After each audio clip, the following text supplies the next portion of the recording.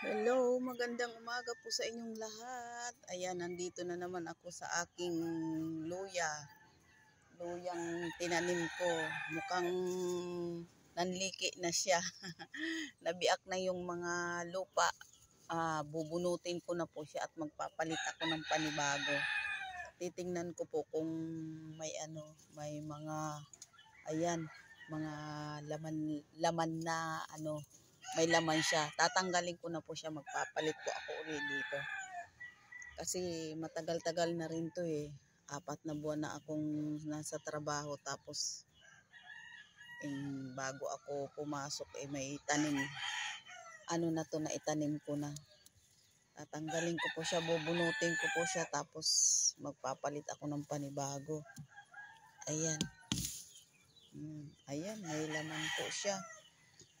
Ang iba nasa ilalim pa. Ayan. Ayan, ito malaki-laki. Wow. Ayan po. Ayan. Meron na rin po. Ayan o. Magpapalit na lang po ako ng panibago.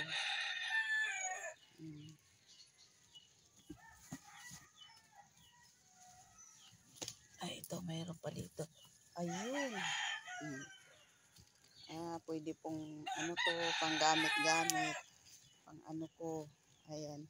Hindi na ako bibili ng luya. Ayan. Ayan po yung laman niya. Papalitan ko po siya ng bago. Wala na kaya dito. May mga ugat pa siya. Ayan. Wala na po. Ito na po yung nakuha ko. Ayan.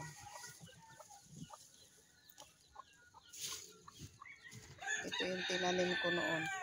Ayan.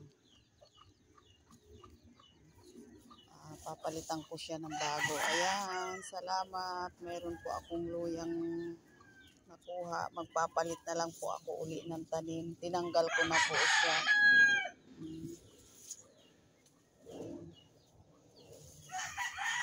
Tanggalin ko po siya isa-isa. Ayan. Ayun. Ayan nakuha na ako. Oo, maliliit.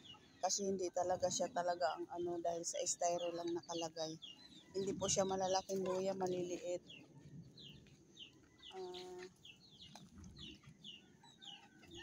Tatanggalin ko po siya.